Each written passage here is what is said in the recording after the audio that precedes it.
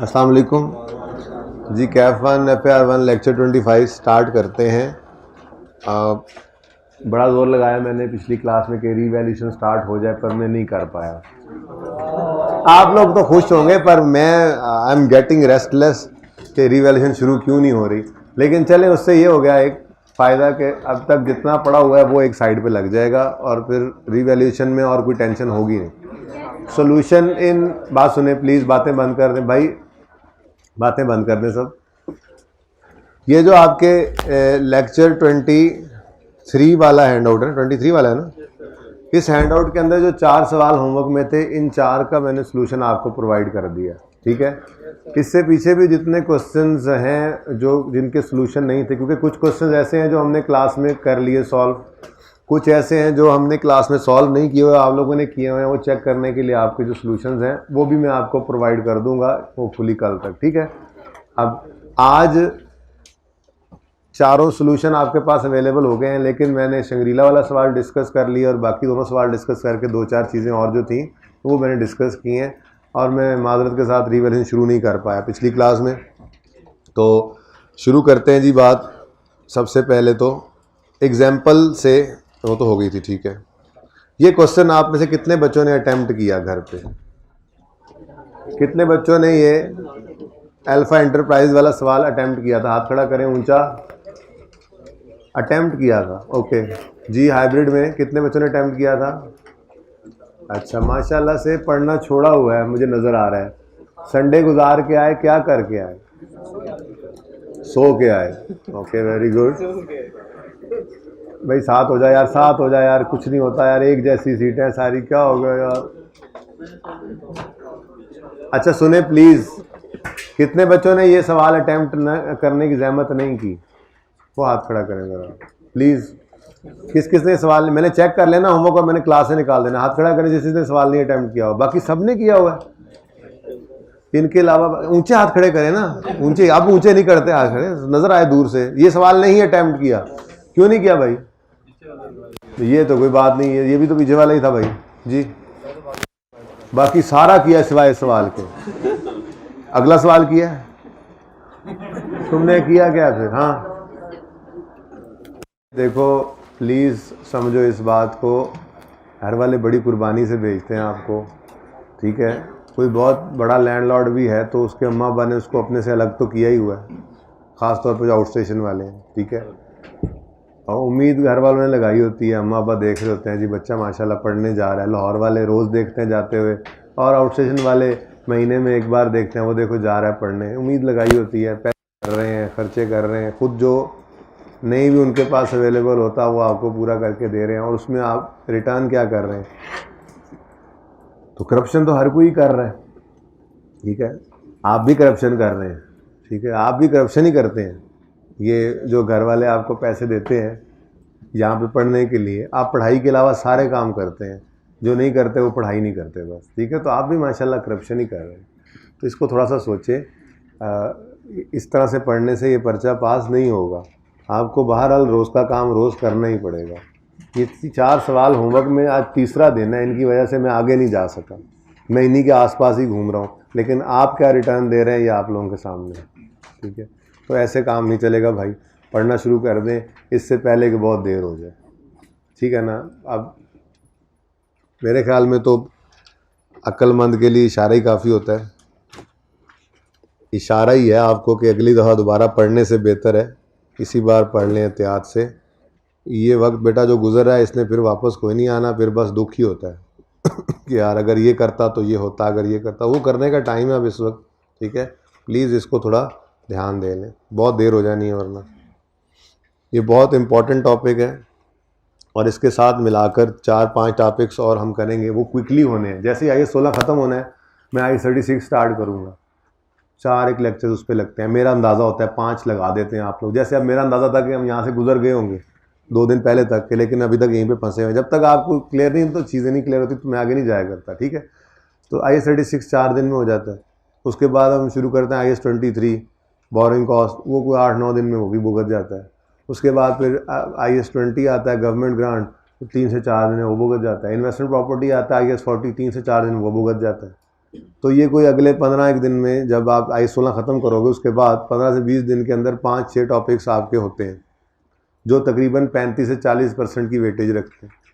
अब जब ये IS-16 ख़त्म होना है ना, तो एक रूटीन से, मतलब मैंने आपसे कहा था सबसे लेंथी टॉपिक यही है। उसके बाद इतनी ज़्यादा टाइम लेने वाला, ज़्यादा से ज़्यादा शायद ज़्यादा से ज़्यादा लंबा चलने वाला टॉपिक शायद 10 लेक्चर्स ही चला करेगा, जितने भी होंगे वो 2 हैं या 3 हैं। इतना लेंथी को नहीं चलेगा जो 20, 22, 23 लेक्चर्स ले जाए आपको। तो ये इंपॉर्टेंस की वजह से ही ज़्यादा टाइम ले रहा है ना। अब इसके अंदर फैलाव बहुत ज़्यादा है, अगर आप साथ के साथ इसको कवर अप नहीं करते रहेंगे तो बाद में ये आपके काबू नहीं आएगा। बाकी ये हर जगह ही यूज़ होना है, आपने आगे जितने टॉपिक्स पढ़ने हैं इनके अंदर इतने इस्तेमाल हो रहे हैं तो फिर आपको मुसीबत पड़ी हुई होगी।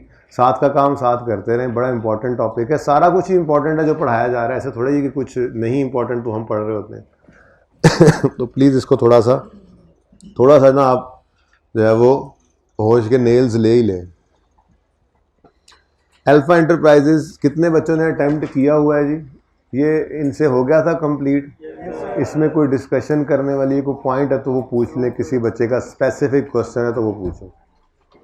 मैंने आपसे ये अर्ज़ की थी कि इसकी एडजस्टमेंट 1 सेम अकमल ब्रदर वाली है, ओपनिंग बैलेंसेस गिवन है, ठीक है। ओपनिंग बैलेंसेस गिवन है एडजस्टमेंट 1 में। ओपनिंग कहाँ लिखूँ? यहाँ लिख देता हूँ। ओपनिंग बैलेंसेस गिवन है, कॉस्ट का भी और एक्यूमुलेटेड डेप्रिसिएशन का भी। उसके बाद आपके एडजस्टमेंट 2 भी 100% सेम थी, एक्सचेंज हुई है एक मशीन दूसरी मशीन के साथ, और पुरानी मशीन की फेयर वैल्यू भी दे दी गई, कैश पेड भी दे दी गई। हमने नई मशीन की फेयर वैल्यू इग्नोर किया था, और 340 प्लस 680 कितना बना था? 1020 ये नए की कॉस्ट हमने यहाँ पर ली थी, ठीक है। एक एक्सचेंज की ट्रांजैक्शन थी सिंपल, जिस तरह की हमने की हुई थी। उसके बाद हमने एक प्लांट ख़रीदा था, ठीक है जी, और उस प्लांट की लिस्ट प्राइस थी 10,000, ठीक है, लेकिन उस पर ट्रेड डिस्काउंट भी मिला था। तो मैंने आपसे ये बात की थी कि आपकी कहानी शुरू होगी, अगर 1000 में सवाल कर रहे हैं तो 1000 इंटू 95% कर दें, या 1000 माइनस 5% ऑफ 10,000 कर दें, ठीक है ना। तो 95% जो आना था यानी 9500, यहाँ से कहानी शुरू होनी थी, ये परचेज प्राइस होनी थी इसकी, ठीक है। उसके बाद आपके फ्रेट चार्जेस ने ऐड होना था, कंसल्टेंट फ़ी ने ऐड होना था, इंस्टॉलेशन टेस्टिंग ने ऐड होना था, और उसके अलावा ना तो जनरल ओवरहेड्स ने ऐड होना था, ना स्टाफ ट्रेनिंग ने, ना ओपनिंग सेरेमनी ने, ठीक है। अच्छा, अब एक चीज़ आज डिसाइड कर लें, पर्चे के अंदर आपने यहाँ पर जाहिर है आपको कॉस्ट ऑफ प्लांट चाहिए, जो अमाउंट आपने प्लांट एंड मशीनरी अकाउंट मांगा था ना, प्लांट एंड मशीनरी अकाउंट में डेबिट करनी है, वो फिगर चाहिए, ठीक है ना। तो उसके लिए आप एक वर्किंग कर रहे होंगे, ठीक है। आपने मिसाल के तौर पे वर्किंग 1 ओपन की, उसकी आपने हेडिंग दी जी कॉस्ट ऑफ प्लांट, ठीक है। अब कॉस्ट ऑफ प्लांट में आपने सबसे पहले क्या लिखा जी? परचेज प्राइस लिख लिया करें, list price minus trade discount यहीं पे दिखा दिया करें, ठीक है ना। परचेज प्राइस आपने यहाँ पर लिखा होगा 10,000 का 95% कितना आ गया? 9500। ऊपर आपने हेडिंग दी, वर्किंग है वैसे रुपीज इन 1000 ऊपर नाम ही लिखें तो खैर है, क्योंकि आपने जो यहाँ पर प्लांट एंड मशीनरी का अकाउंट बनाना है, ठीक है, जो आप यहाँ पे प्लांट एंड मशीनरी का अकाउंट ओपन करेंगे उसके अंदर आपने यहाँ पे लिखा होगा ना रुपीज इन 1000, ठीक है। तो जब यहाँ पे रुपीज इन 1000 लिखा होगा ना आपने, तो जो फिगर वहां से वर्किंग से उठ के आएगी, जब यहाँ पे प्रेजेंट होगी तो वो खुद ब खुद रुपीज इन 1000 के नीचे आकर 1000 बन जाएगी, इसलिए ऊपर वर्किंग में लिखने की कोई जरूरत नहीं। अच्छा, परचेज प्राइस के बाद आपने फ्रेट चार्जेस को ऐड किया, कितने जी बोलो? 660। फिर आपने कंसल्टेंट फी को ऐड किया, कितनी है जी? 540। फिर जी इंस्टॉलेशन एंड टेस्टिंग, अब मत देखें सोल्यूशन, घर देखना जी, कितनी? 600। अच्छा, उसके बाद अब 2 तरीके हैं, या तो आप इसकी यहाँ पे कॉस्ट टोटल करें और नीचे एक नोट लिखें, इसी के नीचे एक नोट फुट नोट बनाएं और उस पर लिखें कि admin and other general overhead, staff training and opening ceremony are not included in cost of plant.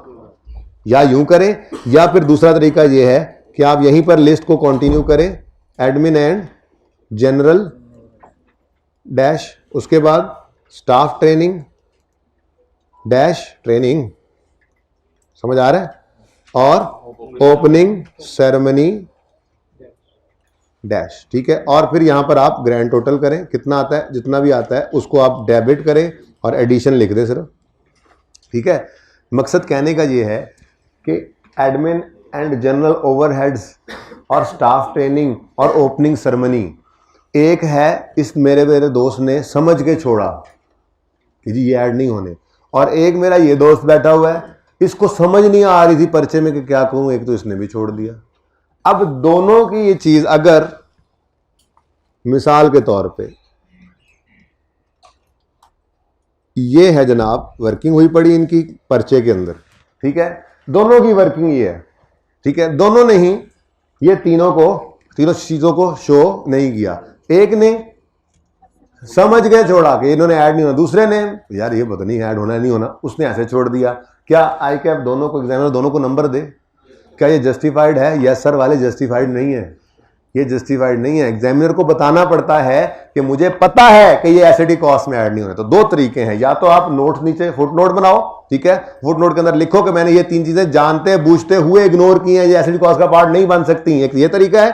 दूसरा तरीका ये है कि आप इस तरह से नहीं, इस तरह से, ठीक है, आप लिख दें और लिखकर आगे जीरो डाल दें ताकि उसको पता लग जाए कि इसने ये जानते बूझते हुए, इसको कॉन्सेप्ट है, इसने छोड़ा है, एसिड कॉस्ट में ऐड नहीं किया, ठीक है। एक तो ये बात आज के बाद डिसाइड कर लें कि आपने पर्चे के अंदर कोई भी डाटा गिवन जो इग्नोर करना है तो उसको किसी ना किसी तरह से एग्जामिनर को बता देना है कि ये मुझे पता है, मैंने छोड़ा है जानते बूझते हुए। ओके, तो सही है। चलें, अब इसकी जो भी कॉस्ट आएगी ये कॉस्ट आप एसेट अकाउंट में डेबिट कर दोगे और अलग अलग कुछ चीज़ क्रेडिट करने की वजह से एडिशन लिख दो और यहाँ पे आप वो वर्किंग का रेफरेंस दे दोगे, जैसे यहाँ मैंने वर्किंग मान की कि जी एडिशन आ गया, ठीक है। एक तो ये बात हो गई। अब ये एसेट किस दिन, एक तो है कि एडिशन, एक तो ये कि एडिशन है, चलो जी ये तो मान लिया कि एडिशन है, किस दिन इसको रिकॉर्ड करें, ठीक है। तो उसके लिए फिर उन्होंने कहा ये the plant was ready for use on यकम अगस्त 18 आफ्टर इनकरिंग फॉलोइंग कॉस्ट। तो रेडी टू यूज किस दिन हो गया? यकम अगस्त। तो उससे पहले के खर्चे, उससे पहले जो खर्चा होता रहा उसको फिर आप एसिडी कॉस्ट में ऐड करेंगे? आप एसिडी कॉस्ट में ऐड नहीं करेंगे। यहां पर यकम अगस्त 2018 को ही एंट्री होनी है। इसके पीछे अब साइंस क्या है देखिए, एक छोटा सा कॉन्सेप्ट है, मैं फिलहाल सिर्फ जबानी वो दे देता हूं आपको। अभी मेरा दिल नहीं है कि उसकी तफसील से बात करें, क्योंकि आगे एक सवाल आना है, हफ्ते तक आ जाए, 10 दिन तक आए, 5 दिन तक आए, उस सवाल के अंदर ये कॉन्सेप्ट विद फिगर्स सामने आ जाएगा, फिर रिवाइज भी करेंगे। लेकिन आज वाला किया हुआ बात की हुई काम आ जाएगी। जैसे एक बिल्डिंग हम बनाना शुरू करते हैं, ठीक है। अब आपको पता है कि शब भर में मस्जिद कभी कभी बनती है, बिल्डिंग बनने में टाइम लगता है, ठीक है।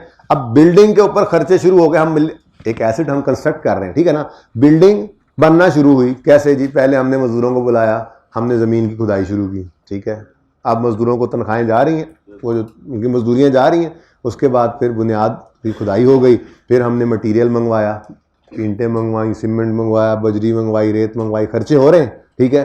फिर उसको जो है वो मजदूर लगा रहे हैं, फिर कुछ ओवरहेड्स लग रहे हैं। तो जितने भी खर्चे बिल्डिंग के ऊपर हो रहे हैं, अगर मैं उसको बिल्डिंग अकाउंट में डेबिट करूं, अगर मैं उसको बिल्डिंग अकाउंट में डेबिट करूं तो वो तो डेप्रिसिएशन की तरफ ले जाएगा हमें, क्योंकि बिल्डिंग एसेट अकाउंट के अंदर जो चीज़ आनी है उसे तो डेप्रिसिएट होना है जिस दिन से आ गई। अब देखो, बिल्डिंग की ईंटें लगाई, बुनियाद डाली, तो वो डेप्रिसिएशन होना शुरू नहीं हो जाएंगी, क्योंकि एसेट ने डेप्रिसिएट होना शुरू किस दिन होना है? जिस दिन एसेट रेडी टू यूज हो जाए। बात समझ आई?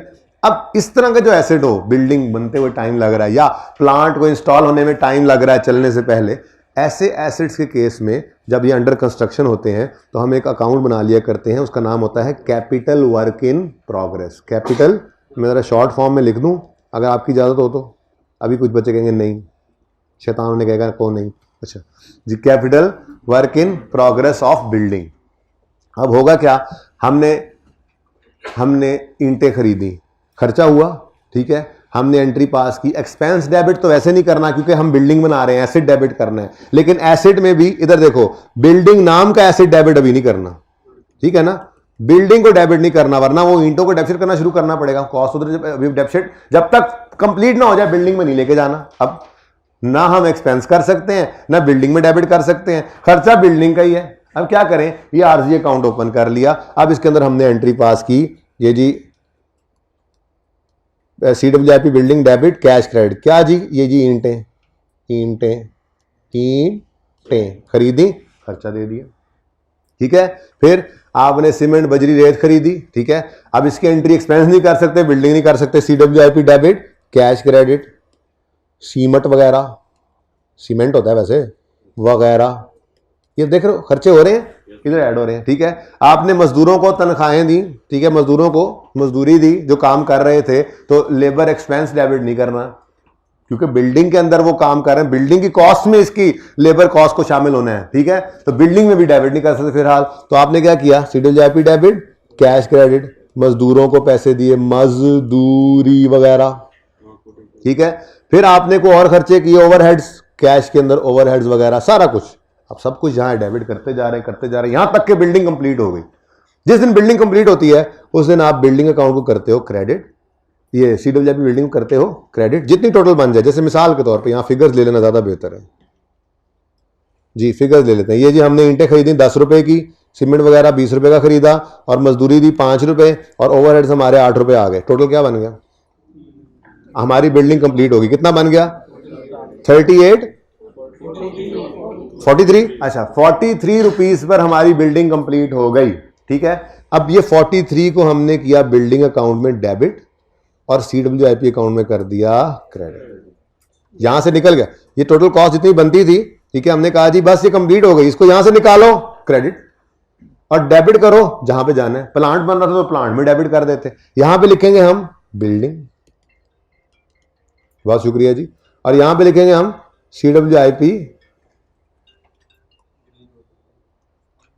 CWIP of building. ठीक है, और बात समझे हो, ये कॉन्सेप्ट था। अब जिस दिन ये ट्रांसफर होगा ना, जिस दिन मिसाल के तौर पे ये आया जी यकम नवंबर 2018 को, 18 वाले साल में, तो सिर्फ 1 महीना डेफिसिट करेंगे इस बिल्डिंग को।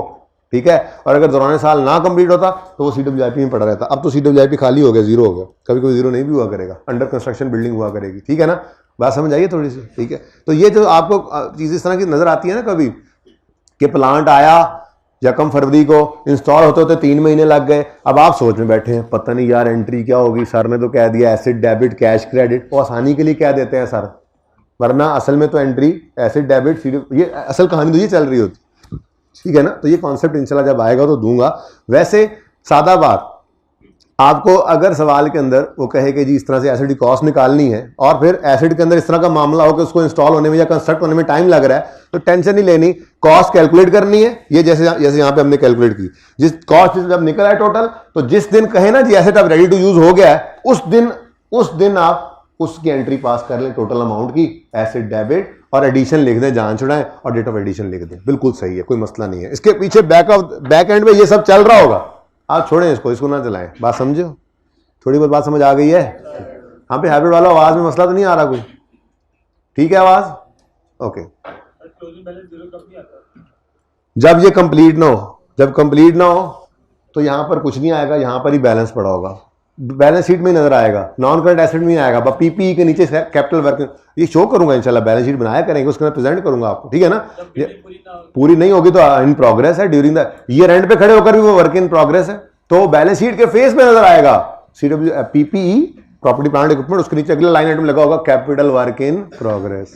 ठीक है, वो बता रहे होंगे हम यूजर को कि हमारा कुछ काम अंडर कंस्ट्रक्शन है, ऐसा काम है जो कैपिटलाइज होना है, जिसने फिक्स एसेट बनना है, ऐसा, इसलिए कैपिटल वर्क इन प्रोग्रेस। ठीक है, अच्छा चलें, बात कहां से कहां निकल गई, तो ये बस एक लाइन यहां लिखी, प्लांट रेडी टू यूज किस दिन है, यकम अगस्त को, तो इस दिन से आपने इसको एडिशन के तौर पे लिखना है, और फिर इस दिन से आपने इसको डेप्रिशिएट भी करना है। ठीक है 20% रिड्यूसिंग बैलेंस पे। अच्छा जी, डन जी। On 31 October another machine was sold for 34 acquired cost, इसमें नेट बुक वैल्यू गिवन थी, कॉस्ट गिवन नहीं थी, calculation of cost if book value and date of purchase is given, वो वाला कॉन्सेप्ट लगना था। बोलो, सिंपल क्वेश्चन था, इसको कर लेना चाहिए था। अभी भी जिनको इतनी गैरत नहीं जाग रही है कि ये सवाल करें, नहीं ख्याल आ रहा उनको वालदैन का, अभी भी ख्याल आ जाए, आज जाके कम से कम ये सवाल कर लें। लकीली आज रिवैल्यूएशन स्टार्ट नहीं हुई, अगर खुदा ना खास्ता हो जाती तो फिर आपको उसने होश नहीं छोड़ना था पीछे वाली किसी सोचने का। तो ये समझ लें, आपको ब्लेसिंग इन डिस्गाइज है आपके लिए आज भी, कि आपसे रिवैल्यूएशन आज स्टार्ट नहीं हो पाई। पिछली क्लास में डिस्कशंस चलती रही, और क्योंकि जब तक ये क्लियर नहीं होता, मैं नॉर्मली चीज़ जब देखें, मैं नॉर्मली ना 3-4 चीज़ें अक्सर आपके ऊपर फेंक देता हूँ, फिर जब तक उसको क्लियर नहीं कर लेते मैं आगे नहीं लेके जाया करता उसको। ठीक है, तो वो आज से 3-4 दिन पहले काफ़ी सारी चीज़ें आपकी तरफ गई थी, चेंज एस्टीमेट गया, एक दिन बुक वैल्यू पैसेट अकाउंट बनाया, कुछ हो रहा है, फिर थोड़ा सा होल्ड में चले जाते हैं हम, और फिर उन चीज़ों को अप्लाई कर रहे होते हैं। ठीक है ना, तो ये आपके लिए खुशकिस्मती है, रिवाइजन शुरू नहीं हुई, जो भी कमी बेशी है, जिसने ये सवाल अभी तक नहीं किए हैं वो लाजमी इन सवालों को अटैम्प्ट कर लें आज ही, ठीक है। ओके, शंग्रीला वाला सवाल कितने बच्चों ने अटैम्प्ट किया? बस अच्छा, यकीन करो मैं सुबह वाली क्लास के अंदर ना मुझे गुस्सा आ रहा था। हाइब्रिड वालों हाथ ऊंचा खड़ा करो, नजर नहीं आते। हाँ माशाल्लाह, 3 से 4 बच्चे हाइब्रिड में, और इधर हाथ खड़ा करें दोबारा इधर। हाँ, कोई 10 से 12 बच्चे इधर होंगे, ठीक है। यानी खैर से इतनी कोई गंदी परसेंटेज है कि सुबह वाले तो मुझे बहुत अच्छे लग रहे हैं इस वक्त, जिनको मैं सुबह गुस्सा हो रहा था, सुबह उनको गुस्से हो गया हूँ। और 50% से ऊपर बच्चे वो थे क्लास के अंदर जिन्होंने अटेम्प्ट किया हुआ था। ये अजीब बात है, जिस दिन एक को कहता हूँ दूसरे दिन वो कर आता है, अगले दिन दूसरा रहा होता है, समझ नहीं आती। यानी आप लोगों को प्राइमरी के बच्चों की तरह रोज डांटना पड़ेगा। रोजे गुजरने तो मैं बेंच पे भी खड़ा करता हूँ बच्चों को, फिर ऐसे ही, ठीक है ना। मैंने आज आपको कहा, बेइज्जत कर रहा हूं ना, अब यार शर्म आनी चाहिए तुम लोगों को, कुछ शर्म नहीं आया तुम लोगों को। उस क्लास ने जो है वो इतने बच्चों ने होमवर्क किया हुआ है, अब कल आप कराएंगे, और आज उनको मैंने कुछ नहीं कहा ना अगर क्या चलो अच्छा है बेहतर है, तो अगले दिन वो नहीं करके आएंगे। पता नहीं क्या मसला है आप लोगों को, मतलब आप लोगों को अपने नफे नुकसान का पता ही कोई नहीं है। कितने बच्चे हैं जी? दोबारा जरा वो अच्छे बच्चे, पास होने वाले बच्चे हाथ खड़ा करके दिखाएं मुझे। अच्छा जी, इन बच्चों ने जो अटेम्प्ट किया इनको क्या मसला आया भाई? सारा पॉइंट सवाल मैंने सारा डिस्कस करना है, पॉइंट शॉइंट नहीं, सारा सवाल। लेकिन मेरा फिलहाल सवाल ये है कि एकदम से क्या, अभी तो सोल्यूशन आपके पास आ गया ना, आपने मेरे आने से पहले एक नज़र डाल दी उस पर। क्या आप लोगों को सवाल पढ़ते ही इस रिक्वायरमेंट की समझ आ गई थी? और ये देखो यार, इसने भी वही काम किया हुआ है, कहता है items ignored while computing cost should be mentioned as 0। अच्छा, ये उसने कह दिया कैसे करो, जैसे मैंने अभी आपको समझाया है ना थोड़ी देर पहले, उसने कह दिया ये, ठीक है, कि जो आइटम इग्नोर करो वो 0 लिखो, ताकि पता लगेगा तुमसे चूक नहीं हुई, तुमने समझ के छोड़ा। अच्छा, मैं ये कह रहा था जी कि आपको इस रिक्वायरमेंट की समझ आ गई थी सवाल पढ़ते ही? ईमानदारी से बताना है क्या रिक्वायरमेंट है जी? Compute book value of plant as at, क्योंकि आपकी क्लास में बोल दिया था मैंने थोड़ा सा, इसलिए जी बुक वैल्यू का मतलब तो पता है ना? बुक वैल्यू का मतलब होता है कॉस्ट लेस एक्यूमुलेटेड। हाँ, वो अलग बात है कि इस सवाल के अंदर इसी साल में ये प्लांट हम खरीद रहे थे, तो इसी साल के अंदर डेफिसिट सिर्फ एक साल की, जितना अरसा की डेफिसिट इस साल में इतना अरसा डेफिसिट होना है, सिर्फ वही उसकी क्यूमुलेशन होगी, ठीक है ना। तो कॉस्ट निकालनी थी हमने, ठीक है, और फिर एक्यूमुलेटेड डेप्रिसिएशन निकालनी थी। डेप्रिसिएशन एक्सपेंस एक साल का निकलना था, और जो आंसर आना था बुक वैल्यू ये रिक्वायर्ड था, ठीक है। अब सबसे पहला मसला था कॉस्ट निकला है, उसके लिए हमें वर्किंग करनी पड़ी, ठीक है। बहुत सारी चीज़ें जो हैं वो हमारी यहाँ पर अवेलेबल थी सवाल के अंदर, ठीक है। 1 बाय 1 को देखते चलते हैं। सबसे पहला पॉइंट जी, Shangrila enterprises expanded its production facility by installing a plant in 2019 following pertains to the plant. जी क्या इन्फॉर्मेशन है? 2 vendors A and B submitted their bid prices of 750 million and 800 million respectively। क्या आंखें बंद करके हमेशा ये सोच लिया करेंगे आगे पढ़े बगैर कि जो लोअर प्राइस है वही हमारी, हम उसी को सिलेक्ट करेंगे? देखें, आप डिसीजन मेकिंग के अंदर सिर्फ प्राइस को नहीं रखा करते। आपने एक प्लांट लेना था, उसके 2 मैन्युफैक्चरर्स थे, आपने दोनों को जो है कॉन्टेक्ट किया और कहा भाई अपनी प्राइस कोट कर दें, ठीक है, अपनी प्राइस कोट कर दें। अब दोनों ने प्राइस कोट की तो ज़रूरी नहीं है, एक मिनट, ज़रूरी नहीं है कि आप लोअर प्राइस की तरफ चले जाएं, ठीक है। आप हो सकता है ज़्यादा अच्छी क्वालिटी वाले की तरफ चले जाएं, हो सकता है जो आउटपुट जो बनती है एक प्लांट से दूसरे प्लांट से जो बनती है, उसमें जो आपके जहन के अंदर साइज़ है वो उस तरह से नहीं बन रहा, हालांकि चीज़ सेम ही बन रही है। तो और भी बहुत सारी कंसिडरेशन होती हैं सिवाय इस एक प्राइस की कंसिडरेशन नहीं होती जिसमें आप सिलेक्शन करते हैं, ठीक है ना। तो खैर इस सवाल के अंदर तो उसने बच्चों की तरह आपसे डील किया, उसने कहा due to better quality vendor B was selected. लेकिन जब सिलेक्ट कर लिया हमने तो फिर हमने उसको कहा देखो बी, वो जो ए है ना वो हमें 750 में प्लांट दे रहा है। तो बी कहने लगा उसका प्लांट देखा भी है, ठीक है, उसकी तो टेपें भी साइड से उतरी होती हैं जब वो लेकर आते हो आप लोग, ठीक है। मेरे प्लांट की क्वालिटी है, क्या कर रहे हो आप, फ़र्क तो होना है। लेकिन यार फिर भी थोड़ा सा तो कुछ कर ले, थोड़ा सा मेहरबानी तेरी। तो उसने कहा जी चलो 20 रुपये तुम्हें छोड़े। अब पहली बात 750 तो वैसे ही चला गया था, अब 800 वाला प्लांट सेलेक्ट किया, लेकिन उस पर 20 रुपये का ट्रेड डिस्काउंट मिल गया, तो ये 800 भी गया, हमारी कहानी शुरू होगी तो 700 शुरू, ठीक है जी। हाइब्रिड में क्वेश्चन है कोई? माइक दे, इनको हाथ खड़ा कर रहे थे बच्चे। तारिक भाई माइक दे दे। अच्छा जी, 780 लेना, ठीक है जी। क्वेश्चन बेटा, क्या हुआ?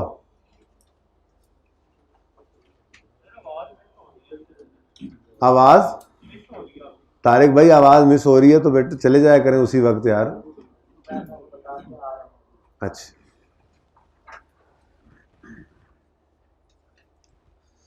कितनी देर से मिस हो रही है आवाज? तारिक भाई आप ही बता दें। 5-7 मिनट से जरा पॉज कीजिएगा, उन्हें जरा जल्दी बुला लें जी। सेकंड पॉइंट है, मैं 2-3 मिनट में फिर दोबारा पूछता हूँ। The acquisition of new plant was financed by selling an old plant having book value of 170 for 140। अब ये क्या बात हुई? वो कह रहे जी हमने ये नया प्लांट जो ख़रीदना था, इसके पैसे जो हमने अरेंज किए वो कहाँ से किए? ये हमारा एक पुराना प्लांट पड़ा था, उसकी बुक वैल्यू 170 थी, हमने 140 का वो बेच दिया, प्लस कुछ प्राइस बॉन्ड वगैरह पड़े थे, इन्वेस्टमेंट मैं मिसाल के तौर पे ले गया, कुछ प्राइस बॉन्ड पड़े थे, वो प्राइस बॉन्ड भी हमने बेच दिए। यानी हमने इस एसेट के, इस प्लांट के पैसे अरेंज करने के लिए अपना एक पुराना प्लांट भी बेच दिया और कुछ हमारे पास प्राइस बॉन्ड्स पड़े थे वो भी बेच दिया, और कैश हम ले आए अपने जेब में, अपने हाथ में, अपनी दराज में, और फिर वहाँ से हमने इस प्लांट की पेमेंट्स की। मुझे बताएं, क्या ये रेलेवेंट है हमारे एसेट के खरीदने से? क्या ये रेलेवेंट होना चाहिए? देखें, हमारे पास पैसे जहाँ से मर्जी अरेंज हो, ठीक है, हमारी दराज के अंदर सेल की हुई गुड्स की के कैश भी पड़ा होता है, उसको यूज़ करके भी तो फिक्स एसेट खरीद लेते हैं। तो क्या हम ये बात देखने बैठ जाते हैं कि जी वो जो सेल हमने फलां यूनिट्स किए थे उस वाले पैसे यहाँ पे लग रहे हैं? भाई कैश है, पड़ा है, बस ठीक है। अच्छा, कंफ्यूज किससे किया होगा बच्चों ने? कहीं ये एक्सचेंज तो नहीं है? किसी बच्चे ने इसको एक्सचेंज की ट्रांजैक्शन समझा हो? अच्छा, ये अपने पास ना एक उसूल लिख लें, ठीक है, एक्सचेंज वर्सेस रिप्लेस एक चीज़ है, किसी सवाल में अगर आ गया तो देख लेंगे, लेकिन इन दोनों में जो एक मेन फ़र्क है वो क्या है, आप लिखें अपने पास उसूल में। एक्सचेंज की ट्रांजैक्शन में, एक्सचेंज की ट्रांजैक्शन निशानी क्या है? एक्सचेंज की ट्रांजैक्शन में एक्सचेंज अलाउंस या ट्रेड इन अलाउंस होता है, ठीक है। एक्सचेंज की ट्रांजैक्शन की निशानी ये है कि इसमें एक्सचेंज अलाउंस या ट्रेड अलाउंस हुआ करता है, एक्सचेंज अलाउंस या ट्रेड इन अलाउंस हुआ करता है। जल्दी लिखो, कहीं ऐसे स्टार डाल के लिख लो कहीं पे, ये तो वैसे ही ये वर्सेस वर्सेस लिखने की जरूरत नहीं है, बस अपने पास रजिस्टर पे कहीं पे स्टार डालो और ये लफ्ज़ लिखो, ये जुमला लिखो। एक्सचेंज की ट्रांजैक्शन की निशानी है कि उसके अंदर एक्सचेंज अलाउंस या ट्रेड इन अलाउंस आया करता है।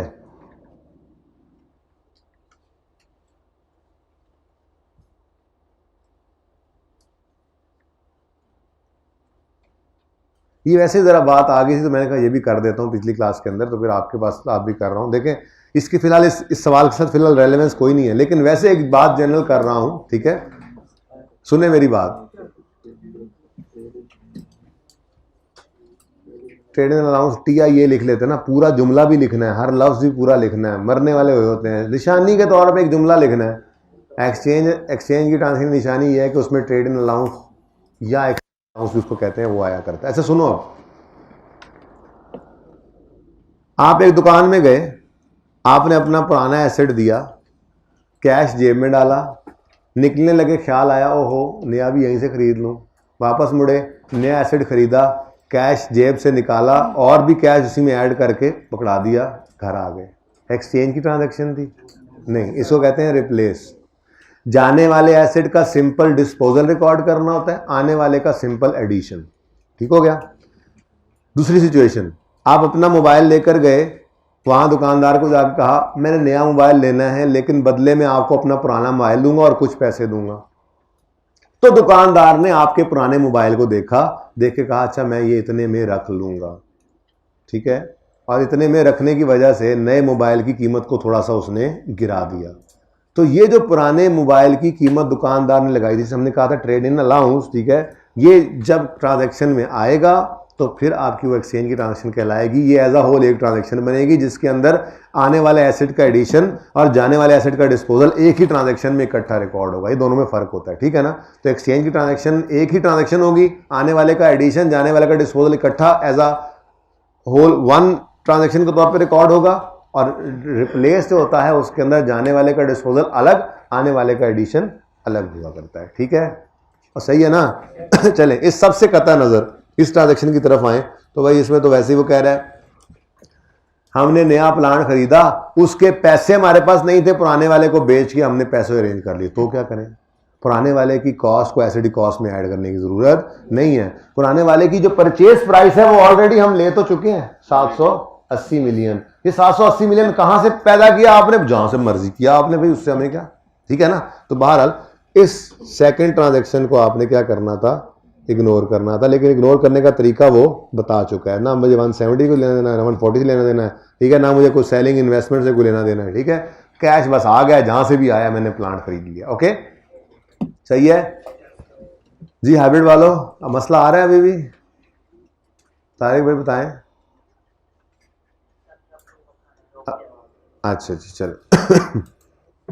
जी यहां तक कोई मसला बोले क्या बेटा, ट्रेडिंग अलाउंस खुद क्यों निकालना चाह रहे हैं आप।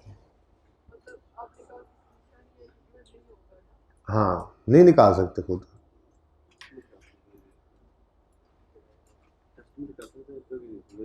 जरूरत नहीं ना होता हमें। देखें ट्रेडिंग अलाउंस हमारी जनरल एंट्री में इस्तेमाल नहीं होता, ठीक है ना। अगर सवाल में गिवन नहीं होगा तो कॉस्ट या कॉस्ट ऑफ न्यू या वो क्या दूसरी चीज़ क्या थी, कैश पेड मिसिंग करेगा, उसमें यूज़ होगा तो होगा, ठीक है। हम निकालना चाहें तो शायद निकाल लें, लेकिन निकाल के कहाँ लेके जाने, ठीक है ना। हाँ लेकिन एक्सचेंज की ट्रांजैक्शन उसके अंदर आपको नज़र आ रहा होगा पुराना जा रहा है, वो देखें हम लाइन के बैगर नहीं है, एक बात याद रखना, ठीक है ना। लकीर के फ़कीर हम नहीं है, ठीक है ना। आप ध्यान से ट्रांजैक्शन को पढ़ेंगे, ये नहीं है कि लफ्ज़ एक्सचेंज अलाउंस आया तो ये एक्सचेंज है वरना नहीं है। जुमला पढ़ेंगे नजर आ जाया करेगा एक्सचेंज की ट्रांजैक्शन के अंदर। वो यूं भी कह सकता है हमने पुराना एसेट दिया, नया लेकर आए और हमने डिफरेंशियल पे कर दिया। अब इसका मतलब भी वही है, इसका मतलब भी वही है। क्या कह रहा है जी, हमने एक नया एसेट खरीदा 100 का और हमने एक पुराना एसेट बदले में दिया और डिफरेंशियल 80 रुपए पे कर दिया, मतलब 20 रुपए ट्रेडिंग अलाउंस था। अब ये भी तो एक्सचेंज ही है, तो वो ट्रांजैक्शन बता दिया करेगी। लकीर का फकीर नहीं बनना, लेकिन वैसे ये बताया आपको कि निशानी ये है एक्सचेंज की ट्रांजैक्शन की कि उसके अंदर पुराने एसेट की वैल्यू लगाकर हम दे रहे होते। लेकिन रिप्लेस डिफरेंट है, आपने एक एसेट आज बेचा, अलग बेचा और उसी दिन नया खरीदा है, तो वो पुराने वाले को अलग डिस्पोज, नए वाले को नया ऐड करना है, ये बात की है मैंने, ठीक है। अच्छा जी लो जी, अराइवल होना था प्लांट का। Originally arrival of plant was scheduled on 31 March at a freight of 3.5 million. However हमें जल्दी पड़ गई and we rescheduled it the arrival date to 31 January. हमने कहा भाई 2 महीने पहले भिजवा दो, उसने कहा फिर वो 3.5 मिलियन में नहीं आ सकता, ठीक है। फिर आपको उसके लिए क्या करना पड़ेगा, एडिशनल 1.5 मिलियन लेना पड़ेगा, ठीक है। तो भाई फिर ये एडिशनल कॉस्ट पड़ गई हमें, तो 3.5 प्लस 1.5 ये हमारा 5 मिलियन का बन जाएगा फ्रेट या ट्रांसपोर्टेशन, ठीक है जी। प्लस 1.5 ये टोटल 5 एक ही दफ़ा लिख दोगे आप, ओके। ये क्या है जी, ये हमारे फ्रेट चार्जेस हैं, ट्रांसपोर्टेशन या फ्रेट। कोई मसला जी, कोई मसला नहीं है, चले देख लें, कोई मसला तो पूछ लें। वैसे अब जो सवाल करेंगे उनका वो लेवल नहीं बन सकता जिन बच्चों ने पहले सवाल करे। थोड़े से मैंने ऐसे नहीं कहा, ऐसे नहीं कह दिया था मैंने पास होने वालों के हाथ देख लो। हो सकता है ये जिनके हाथ खड़े नहीं हुए ये भी अब कल से आज से मेहनत शुरू कर दें और ये भी इनके भी हाथ उनमें शामिल हो जाएं। लेकिन फॉर द टाइम बीइंग जो बच्चे होमवर्क करके आए थे, अटैम्प्ट करके आए थे ना, उनके साथ लेवल आपका मिल ही नहीं सकता। आप पहली बार समझ रहे हो चीज़ों को, बगैर दिमाग लगाए समझ आ गई, बस चलो ठीक है सवाल हो जाएगा आपका, ठीक है। जिन बच्चों ने अटैम्प्ट किया उनका दिमाग लगा अनसीन के ऊपर। सोल्यूशन मैंने दिए नहीं हुए थे, सोल्यूशन तो तैयार पड़ा था, मैंने सिर्फ कॉपी निकाल के जो है वो टीए को दे दिया, वो कॉपी करा के ले आए। तो क्यों नहीं दिया आपको सैटरडे वाले दिन, ताकि आप लोगों का दिमाग लगे। आपने कहा सोल्यूशन नहीं है, छोड़ो यार, कौन खपे। जो खपे हैं ये वही हैं जिन्होंने पास होना होता है। मर्जी आप लोगों की है, अभी भी मौका है, site preparation work was completed at a cost of 5.8 million. Site preparation cost को एसिड कॉस्ट में ऐड करते हैं। आगे कहते हैं जी this cost includes 1.2 million for demolition and reconstruction of existing building structure. आपने एक नया प्लांट लगाया, पुराना आप बेच रहे हैं, नया लगा रहे हैं, ठीक है। अब कोई प्लांट जो है वो लंबा ज़्यादा होगा, कोई जो है वो चौड़ा ज़्यादा होगा, कोई जो है वो प्लांट जो है वो मेरी तरह मोटा ज़्यादा होगा, ठीक है। अब जो एग्जिस्टिंग प्लांट वाली बिल्डिंग थी, ठीक है, उस बिल्डिंग के अंदर, पुराने प्लांट वाली बिल्डिंग के अंदर नए प्लांट को हम नहीं लगा सकते थे, उसके लिए नई बिल्डिंग चाहिए थी। तो पुरानी बिल्डिंग को गिरा के उसकी जगह नई बिल्डिंग लगाई जिसमें वो प्लांट फिट होगा। क्या एसिडिक प्लांट की कॉस्ट में ऐड होना चाहिए? बोलो, बनता है, ये इसी की वजह से खर्चा हुआ है, ठीक है। तो इसको हमें एसिडिक कॉस्ट में ऐड कर जी। अच्छा वो कर लेते हैं, अब अगली बात जो शुरू होगी तो पूरी होने दो, पूरी ना हुई अभी, अगला पॉइंट पढ़ाना है अभी, ठीक है। 5.8 मिलियन तो साइट प्रिपरेशन कॉस्ट थी ही। वो कहता है कि इसके अंदर शामिल है 1.2 मिलियन। क्या करें? सोल्यूशन आप लोगों के पास है, ये लें। दे किधर गया मुझे ज़रा हाईलाइट करने दें जी। साइट प्रिपरेशन 4.6 प्लस 1.2 अलग कर दिया, अगर ज़रूरी नहीं था, 5.8 ही लिखा रहता, ठीक है। देखें जी बोलें बेटा, अभी मिसअंडरस्टैंडिंग की बात नहीं हो रही, मैं कह रहा हूँ मेरे से बात भूल गई है।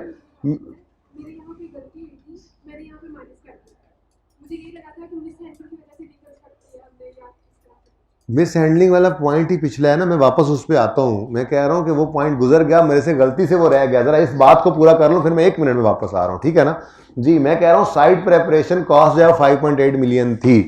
साइट को प्रिपेयर करने की कॉस्ट एसिडी कॉस्ट में ऐड होनी है।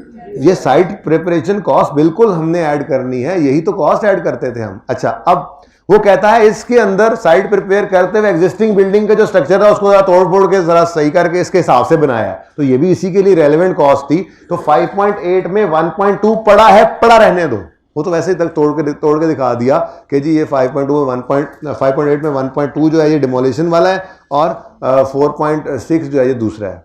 तो जरूरत नहीं थी इसको यूं अलग अलग लिखने की, जरूरत नहीं थी, 5.8 टोटली लिख देना था, ठीक है। अच्छा, रह गई बात इसकी, ये जो रह गया, अब मुझे इसकी बात पहले करने दें। वो पीछे जो पॉइंट रह गया उसी वक्त रोक देते ना, बात शुरू हो गई थी अगली। मैं वापस आता हूँ इस पॉइंट पे। कहते हैं जी प्लांट को हमने रीस्केड्यूल करके 3.5 प्लस 1.5 मिलियन पे करके इसको हमने 31 जनवरी पे अपने पास बुलवा लिया, ठीक है। अब वो कहता है while transporting plant was slightly damage and repaired eight a cost of 2 million. भाई देखो, ये डैमेज जो होता है ना, ये कभी भी ये वैसे ही है, वो बात मैंने की थी कि वाइल ट्रांसपोर्टिंग एसी, ठीक है, the table in lounge was damage which costed 20,000 25,000 जो भी था, लेकिन उसके बाद आफ्टर शॉक्स तो वो अलग थे ना, जूती जो वहां से उड़ती आती है, पता है आपको, कभी किचन से, तो वो जो हुआ था हमने कहा था इसको एसिड कॉस्ट में ऐड मत करो। While transporting plant was slightly damage and repaired at cost of 2 million, ये आपके एसिड कॉस्ट में ऐड नहीं हो सकता, ठीक है। इसको आपने एक्सपेंस आउट करना है। देखें फर्क होता है थोड़ा सा, खर्चा हमारा है, ये खर्चा हमारा ही है, ठीक है। आप कहोगे जी ये हो सकता है उसने ट्रांसपोर्ट करते हुए नुकसान दिया, तो हो सकता है उससे लें, भाई मेरे लिए रेलेवेंट ही नहीं है ये बात।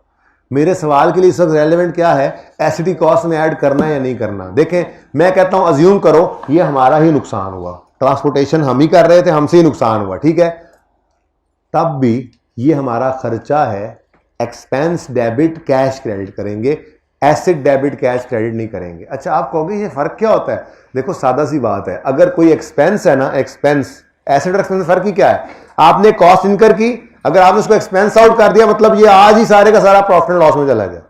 और एक आपने कॉस्ट इनकर की, उसको आपने एसेट बना लिया, उसने भी जाना प्रॉफिट एंड लॉस में, एक्सपेंस ही बनने हैं, लेकिन जाना Aahista Aahista over it's useful life, ठीक है। अब आपने 5 मिलियन का किराया पे करके एसेट जो बुलवाया ये आपने एसेट कॉस्ट में ऐड किया, प्लांट की कॉस्ट के अंदर चीजें ऐड हो रही थी, क्या ये डैमेज वाला 2 मिलियन ऐड करें? नहीं, एसिड कॉस्ट में ऐड नहीं करना, ये आपका एक्सपेंस है। अगर आपको जी उनका एक्सपेंस है तो ये तो मेरे लिए रेलेवेंट ही नहीं है भाई, ठीक है। चाहे ये हमारा एक्सपेंस है, चाहे ये सप्लायर का एक्सपेंस है, मेरी इस वक्त रिक्वायरमेंट है compute book value of plant, जिसके लिए मुझे कॉस्ट ऑफ प्लांट चाहिए। कॉस्ट ऑफ प्लांट के अंदर इसने ऐड नहीं होना, मेरी बला से जिसका मर्जी खर्चा है, ठीक है। लेकिन अगली बात भी सुन लो, अगर सवाल ऐसे खामोश हो ना तो अज्यूम यही करते हैं कि ट्रांसपोर्टेशन हम खुद ही कर रहे हैं, तो ये हमसे ही मिस हैंडलिंग हुई है और ये हमारा ही खर्चा है, ठीक है ना, हमारा ही खर्चा है। लेकिन चूंकि मिस हैंडलिंग का खर्चा है इसलिए इसको एसिडी कॉस्ट में ऐड नहीं करना, इसको एक्सपेंस आउट करना होता है। इसकी entry plant debit cash credit नहीं हो सकती, इसकी entry expense debit cash credit हो सकती है अगर ये हमारा खर्चा है। ठीक है, क्लियर हुई अब ये बात? चाहिए और जी, और कोई क्वेश्चन? अब जरा ये स्किप हो गया, आगे चला गया था जी।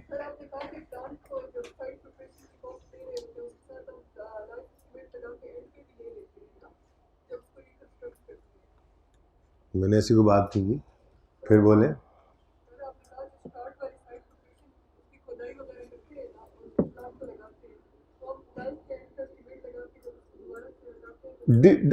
डिसमेंटलिंग कॉस्ट वो ये है कि जब एसेट हमारा इंस्टॉल हो गया, रेडी टू यूज़ हो गया, तो हम उस दिन खड़े होकर ये भी अंदाज़ा लगाते हैं कि इसको लाइफ के एंड में हमें तोड़ फोड़ कर इस साइड को जो है वो रिस्टोर करना पड़ेगा, उस पर कितना खर्चा आएगा, उसकी प्रेजेंट वैल्यू भी हम एसिडी कॉस्ट में ऐड करते हैं। अगर सवाल में गिवन हो तो ऐड कर देते हैं।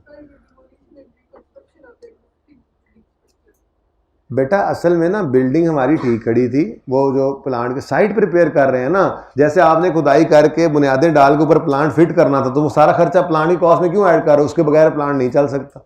तो ऐसे ही बस हमने वो थोड़ी सी दीवार, इधर से दीवार निकाल के जी लंबी कर दें जी, इस छत को थोड़ा सा ऐसे सेट कर दें, इधर से उसको जगह ये बोर्ड हमने ऊपर करना था, इसको ऊपर करवा दिया। अब ये क्या है, नया प्लांट के आने की वजह से ये थोड़ा खर्चा और है, तो ये साइट प्रिपरेशन ही तो है, साइट को प्रिपेयर करें ताकि प्लांट लग सके।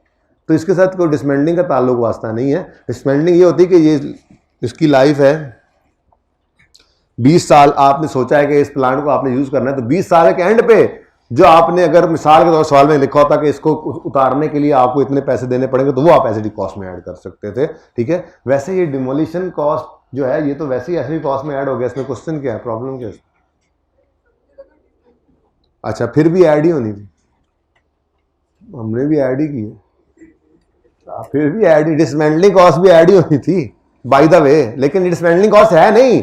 पर अगर वो सोचा भी था आपने तब भी ये 5.8 के अंदर 1.2 पड़ा था, पड़ा ही रहने देना था, निकालना तो नहीं था, फिर भी इसको ऐड ही करना था। लेकिन डिमोलिशन ये डिसमेंटलिंग कॉस्ट है नहीं, वो एक एस्टिमेट होता है, आज खड़े होकर लगाते हैं कि इसकी लाइफ के एंड पे जो प्लांट लगा है इसकी लाइफ के एंड पे एसिडी कॉस्ट में ऐड होना है जी। नहीं बेटा, क्योंकि ये साइट प्रिपेयर कर रहे हैं इस प्लांट के लिए ना। तो बिल्डिंग ने क्या कहा था बेचारी ने, तो यार प्लांट निकल के चला गया, अब इस साइट को प्रिपेयर करना है। ठीक है, ये बिल्डिंग के अंदर से आपने ये बोर्ड की मिसाल, फैक्ट्री में जाना पड़ेगा, ठीक है ना, आपके पास एक कमरा मौजूद है, इसमें प्लांट लगा हुआ है, आपने वो प्लांट निकाल लिया, नया प्लांट लगाना है, तो आपने क्या किया, आप वो प्लांट बड़ा है, आपने एक दीवार निकाल के थोड़ा सा उसको एक्सटेंड करके फिर दीवार, तो वो जो खर्चा हुआ वो इस प्लांट की वजह से हुआ ना, तो इस प्लांट की कॉस्ट, इस प्लांट की साइट प्रिपेयर हो रही है, तो इसकी कॉस्ट में ऐड करो। ठीक है, इसका क्या ताल्लुक है पुराने प्लांट के साथ? ओके जी, नहीं समझा जी? अच्छा जी भाई, 0.4 तक कोई मसला तो पूछ ले, मैं जरा साह ले लेना। नहीं है कोई क्वेश्चन? हाइब्रिड में क्वेश्चन 0.4 तक, पंजवाना पूछ लेना 0.4 तक। 0.5 installation work was carried out during the month of February. फरवरी के महीने में इंस्टॉलेशन काम होता रहा at a cost of 5 million. ठीक है जी, इंस्टॉलेशन की कॉस्ट तो एसिडी कॉस्ट में ऐड होती है। ठीक है, in addition overheads of 1.5 million were allocated for using factory sources during installation। हाँ जी, इसको क्या करें, ये डायरेक्टली एट्रीब्यूटेबल नहीं है, वो बोल रहा है डायरेक्टली एट्रीब्यूटेबल, वो बोल रहा है factory in addition overhead 1.5 million वर, ठहरो नहीं, जुमला तो बनाने दो, क्या होगा, ये बोल रहा है कि in addition overhead 1.5 million were additionally hired and deployed on installation। बोल रहा है, वो लिखा हुआ है, ऐसा कोई जुमला नहीं लिखा हुआ।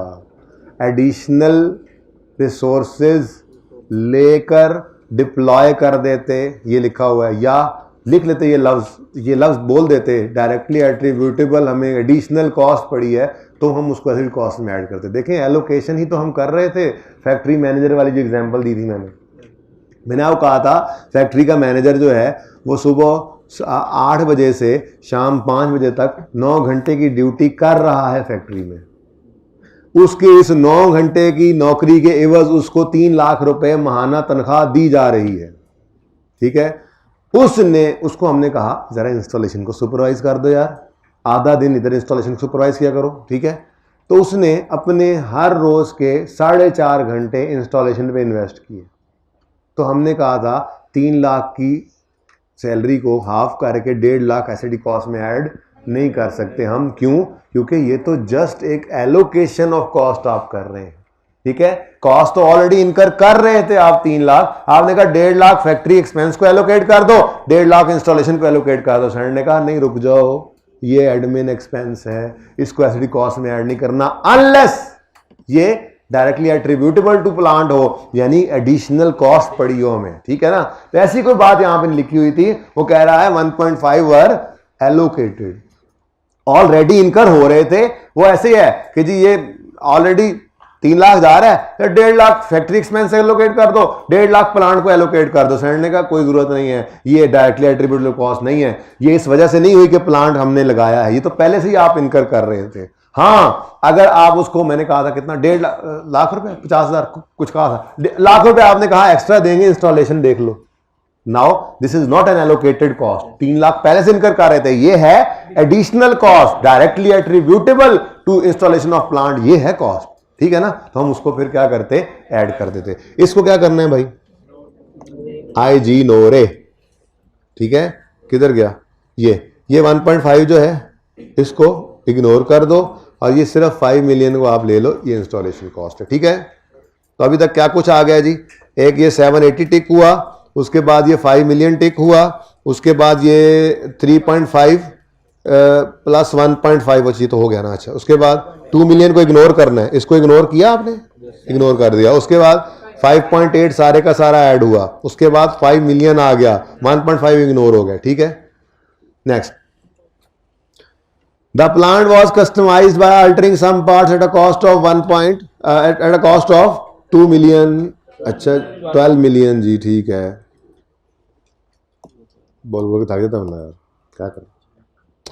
The alteration slows down the production process. ओए होए, ये तो फायदे की बजाय नुकसान की चीज़ है, ऐसी बात नहीं है। हाँ देखें, आप जब थोड़े बड़े होंगे ना, आप कैफ के बाद आप जब अल्लाह करेगा आर्टिकल्स में जाएंगे तो वहाँ पे आप किसी मिल पे, फैक्ट्री पे जाएंगे स्टॉक टेक करने, तो आप देखेंगे कि मिसाल के तौर पे कोई अगर स्पिनिंग मिल या वीविंग मिल लगी हुई है तो उसमें ये नहीं है कि सिर्फ वो प्लांट लगा हुआ है, बस वो एक ही प्लांट है। कई सारे डिपार्टमेंट्स होते हैं। पहले कॉटन की बेल्स की फॉर्म में आते हैं, वो बेल्स खुलने के लिए एक डिपार्टमेंट होता है, फिर वो कॉटन की सफाई का एक डिपार्टमेंट होता है, फिर वहाँ से वो जिनिंग पता नहीं करके क्या कुछ करके वो आगे भेज रहे हैं, एक डिपार्टमेंट होता है, फिर वहाँ से आगे जब वो स्पिनिंग के अंदर जा रहा है फिर एक डिपार्टमेंट है। तो इतने ढेर सारे कोई 5, 6, 7 डिपार्टमेंट्स के इंटीग्रेशन के साथ वो धागा बन रहा है कपास से, ठीक है। अब आपने बीच में एक प्लांट कोई एक खरीदा जो उस प्रोडक्शन प्रोसेस के अंदर फिट करना है, तो वो प्लांट आप कोई अपनी मर्जी तो नहीं लगा सकते, सारा प्रोडक्शन प्रोसेस तो नहीं छेड़ सकते, आपने उस प्लांट को ही कस्टमाइज़ करना है, ठीक है। उसके 2-4 पाइप ऐड करोगे, 2-4 उसके जो है वो रास्ते इधर से उधर करोगे, अपने प्रोडक्शन प्रोसेस के हिसाब से आप उसको अल्टर कर रहे हो, तो ये ज़रूरी खर्चा है, ठीक है ना।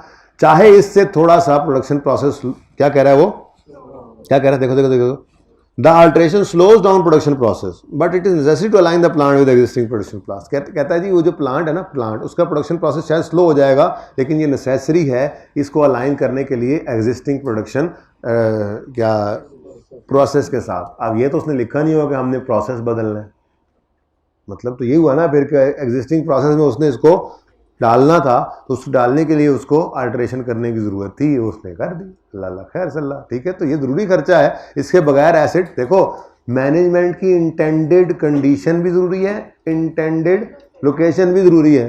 तो अब मैनेजमेंट की चाहत है कि उसको इस प्रोडक्शन प्रोसेस के अंदर आपने यूज़ करना है, तो उसके लिए जो खर्चा भी है वो एसिड कॉस्ट में ऐड करना है, ठीक है। तो अल्ट्रेशन वो जो ज़रूरी है मैनेजमेंट की मर्ज़ी के लिए, ठीक है। कितनी है ये, किधर गया, 12 मिलियन टिक हुआ हुआ, हाईलाइट हुआ हुआ, टिक कर लें, इसको भी ऐड कर लेंगे, ठीक है। जी फ्यूज क्या? पहले बात है प्रोडक्शन स्टार्ट नहीं हुई, कहाँ लिखा हुआ है?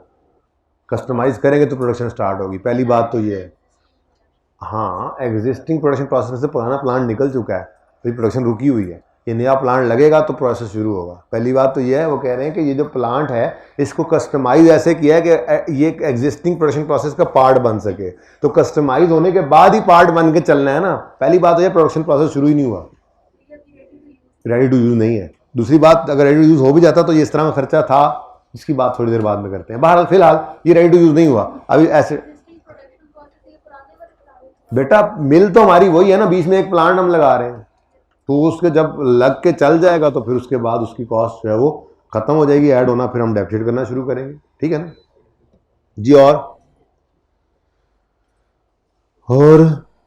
हाँ जी, लो भाई लो, ऑन यकम मार्च 19 safety equipment for use of staff operating plant was purchase eight a cost of 10 million. क्या करें क्या करें क्या करें? देखें, एक बात याद रखें, ये सेफ्टी इक्विपमेंट जो है ना, ये एक अलग एसेट है, ठीक है। और चलो आप कहो जी कि इंस्टॉलेशन में यूज हो रहा है, फिर भी सोचते, वो कह रहे हैं ऑपरेटिंग करने, प्लांट के ऑपरेशंस के लिए स्टाफ को प्लांट ऑपरेट करने के लिए सेफ्टी इक्विपमेंट लेकर दिया है कि उनको बाद में नुकसान ना पहुंचे। तो बात की बात है भाई, वो तो जब प्लांट चल जाएगा तब ये इक्विपमेंट यूज होगा, ऑपरेशंस के लिए है ना। लेकिन उससे अगली बात ये कि भाई ये अलग से एसेट था। आप जी यकम मार्च को ना, यकम मार्च को ये एंट्री करोगे, यकम मार्च 19 को जब आपने इक्विपमेंट खरीदा है ना, आप ये एंट्री करोगे, क्या नाम है उसका? Safety equipment, safety equipment debit cash लेट से क्रेडिट 10 मिलियन से, और इससे ऑनवर्ड्स ये यकम मार्च से ऑनवर्ड्स आप इसको डेप्रिशिएट करोगे। यानी इसका कोई ताल्लुक हमारे इस प्लांट के साथ नहीं है। तो हमारे सवाल के अंदर इसको हमने इग्नोर करना था, क्योंकि हमारी रिक्वायरमेंट क्या है? Compute cost of plant. Cost of plant में इसको ऐड नहीं करना हमने। ये बात समझ आई? सही है, क्या करना है? इग्नोर।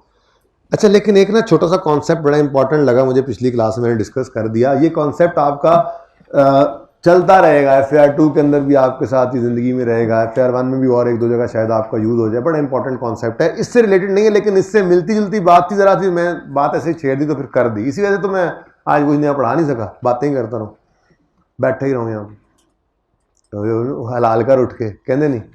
अच्छा, मिसाल के तौर पे आपका ये सेशन जो है, ये जब एंड हुआ तो एक महीने के लिए यहाँ सेशन, यहाँ कॉलेज में क्लासेस नहीं थी, तो क्रिसेंट वालों ने सोचा कि क्यों ना हम जो है वो, नहीं शादी हाल ना बनाते रही।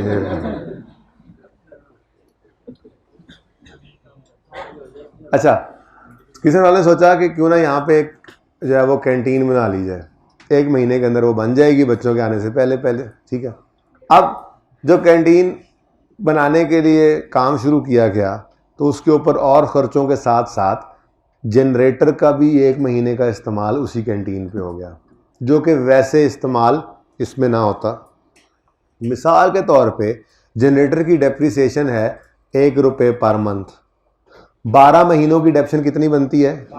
12 रुपये पर मंथ, ठीक है, 12 रुपये पर ईयर, ठीक है ना, सॉरी। तो ये देखें, नहीं देखें, मिट नहीं रहा, देखा मिट नहीं रहा, कोई नहीं मिट रहा तो कोई बात नहीं, मैं नहीं जाना, ठीक है ना जा भाई, ओ सॉरी चला गया जी। एंट्री बनी depreciation expense debit accumulated credit 12 से। लेकिन अगर यही ये जनरेटर ये क्या है जी? जनरेटर की डेप्रीसिएशन है, तो हमने कहा जी 1 रुपये डेप्शन अगर एक महीने की है तो 12 महीनों की 12 रुपये, ठीक है।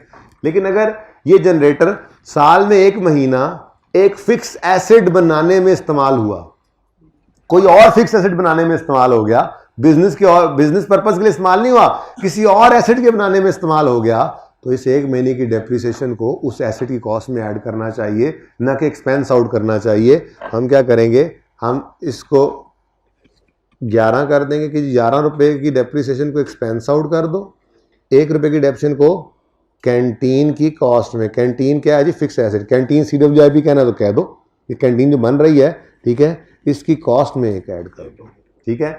ये मतलब एक कॉन्सेप्ट है कि अगर कोई एसेट, ये मैंने इसलिए बोल दिया कि अगर ना ये बात ना लिखी होती कि ये सेफ्टी इक्विपमेंट किस लिए लिया है, फॉर, कितने गया जी, ये सेफ्टी इक्विपमेंट किस लिए लिया है, for use of staff operating the plant, तो शायद मैं इस बहस में आपको ले जाता। क्या मतलब, हो सकता है जी इंस्टॉलेशन के लिए ये सेफ्टी इक्विपमेंट यूज कर रहे हो, इंस्टॉलेशन के अंदर वो पैन की इंस्टॉलेशन कर रहे हो, ठीक है। तो फिर मैं कहता अच्छा तो ये सेफ्टी इक्विपमेंट इस्तेमाल हुआ इस प्लांट की इंस्टॉलेशन में, तो फिर इतने अरसे जितने अरसे ये इस्तेमाल होता रहा इंस्टॉलेशन के दौरान, इतने अरसे की डेप्शन इस प्लांट की कॉस्ट में ऐड करें, ठीक है। लेकिन वो बात ऐसी क्यों नहीं थी, क्योंकि ये ऑपरेशंस के जब एसिड चलना शुरू करना है उस वक्त सेफ्टी इक्विपमेंट पहनना है। तो मैंने कहा एसिड तो ये बनना ही बनना है, इसको साल के एंड पे सारे का सारा डेबिट करके debit expense debit cash accumulation credit करना, इस एसिड के साथ इसका कोई ताल्लुक नहीं होगा, ठीक है। लेकिन एक इंपॉर्टेंट कॉन्सेप्ट हमने समझ लिया जिसको आज नहीं तो कल हमें कहीं ना कहीं यूज करना पड़ सकता है जिंदगी में जाकर, ठीक है।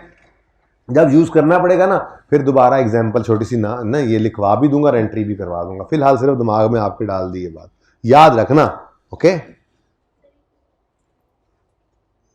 ये बात में समझ नहीं आनी, मैंने कोई एग्जांपल ऊपर लिखी नहीं, फिर फायदा क्या है, घर बैठ के सोच रहे हो कि ये एंट्री क्या हुई है, फिर फायदा नोट करने का। सिर्फ दिमाग में मैंने कहा ज़हन में रखो, दिमाग के अंदर रखो बस इसको, जब इसको जरूरत पड़ेगी ना एक्चुअली में करने की, तो छोटी सी एग्जांपल यही वाली जो मैंने बोली है ना ज़बानी, ये अंग्रेजी में बोल दूंगा, आप लिख लेना कि जी हमने कैंटीन में आना सोची है, उस पर 1 महीना काम हुआ, डेप्शन 1 रुपया है, इस तरह का डाटा बनाकर वो फिर दोबारा ये एंट्री करवा दूंगा, ताकि जब कभी आप उसको देखें आपको पता होगा ये लिखा गया हुआ है, इसलिए कह रहा हूँ मत नोट करो। अच्छा जी, the plant was available for use on 1 May 2019। आया कब था प्लांट, ये 31 जनवरी को भाई साहब आए थे, ठीक है, और 1 मई को अवेलेबल फॉर यूज हो गए, but due to unavailability of required raw material commercial production was delayed till 1 June. अब 3 डेट्स आ गई। पहली डेट 31 जनवरी, दूसरी 1 मई, तीसरी 1 जून। डेप्रीसिएशन के लिए हम यूज करेंगे 31 जनवरी, 1 मई नहीं जी, 1 जून। भाई ऐसे चाहे रेडी टू यूज हो गया, अगर हम 10 साल से इस्तेमाल ना करें हम डेप्रीशिएट नहीं करेंगे। एसेट जिस दिन रेडी टू यूज हो जाए उस दिन से इसकी डेप्शन स्टार्ट हो जाती है, चाहे आप अपनी सुस्ती काहली की वजह से उसको 10 साल आगे इस्तेमाल, भाई वो पहले जिस दिन रेडी टू यूज हो गया आप यूज नहीं भी कर रहे हो, वैल्यू लूज कर रहा है, ठीक है। और अगली बात मजे की, एक बार डेप्शन स्टार्ट हो जाए तो फिर ये डेवो है, क्या मतलब, फिर रुकती नहीं है। जैसे मिसाल के तौर पे आपके प्रोडक्शन प्रोसेस चल रहा था, अच्छा खासा काम चल रहा था, लेबर ने स्ट्राइक कर दी और 2 महीने इस साल के दौरान उन्होंने कोई काम नहीं किया, आपकी फैक्ट्री बंद पड़ी रही, डेप्रिसिएशन 2 महीने के लिए रोक देंगे, डेप्रिसिएशन नहीं रुकती, ठीक है। आगे प्रोडक्शन रुक गई है, डेप्रिसिएशन नहीं रुक सकती। तो पहली बात, ये बात वैसे डिस्कस करनी ऊपर लिखी हुई करनी वाली थी, 12 लबी हो गई, ठीक है। डेप्रिसिएशन स्टार्ट कब करनी है, जब एसेट अवेलेबल फॉर यूज हो जाए, ठीक है। रोकनी कब है, जब एसेट डी रिकग्नाइज हो जाए, यानी डिस्पोज हो जाए, बिजनेस से निकल जाए। During the life of asset, अगर कभी एसेट आइडल पड़ा हो थोड़ी देर के लिए, तो उस अरसे में डेप्रिसिएशन को रोकना नहीं, ठीक है। डेप्रिसिएशन कब रोकनी है, जब एसेट डी रिकग्नाइज कर दो, हाँ डिस्पोज को ही कहते हैं, ठीक है, या जो है वो हेल्ड फॉर डिस्पोजल रखा हुआ हो, ये भी एक कॉन्सेप्ट है हेल्ड फॉर डिस्पोजल, पर आप पे एप्लीकेबल नहीं है, FAR 2 में भी नहीं है, ये फाइनल में जाके पढ़ोगे IFRS 5, ठीक है ना। तो वहाँ पे जाकर आप देखोगे एसेट हेल्ड फॉर डिस्पोजल क्या होता है, उसके साथ क्या करना होता है, ठीक है ना। बहरहाल ऐसी कॉन्सेप्ट बात नहीं है, एक थ्योरेटिकल बात आपके सामने आगे मैंने बोल दिया। वैसे सिर्फ इतनी बात याद रखो, स्टार्ट करोगे जिस दिन अवेलेबल फॉर यूज हो और रोकोगे जिस दिन डी रिकग्नाइज कर दो। दरमियान में अगर एसेट आइडल हो किसी वजह से, डेप्रिसिएशन को नहीं रोकेंगे, ठीक है। तो ये जी 3 डेट्स हमारे सामने थी, एसेट अराइवल और अवेलेबल फॉर यूज और एक्चुअली यूज। हमने किसको यूज करना है, for the purpose of depreciation. हाँ, इसको पिक्चर इसकी लेना चाहें तो पिक्चर ले।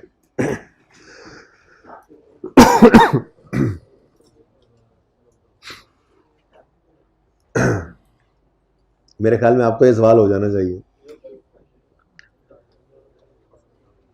नहीं सर, अब तो हो ही जाएगा, अब तो सोल्यूशन जो है हमारे पास है, अब तो सोल्यूशन जो है सर, अब तो हो जाएगा, अब मसला ही कोई नहीं है, आप तो नाम ही समझाते हो जाना था, सोल्यूशन हो तो कोई मसला नहीं होता हमें। क्या जल्दी कर लिया करो यार, ये खुद लिख लेना था इतनी देर में तो। अच्छा जी, तो देखें जी,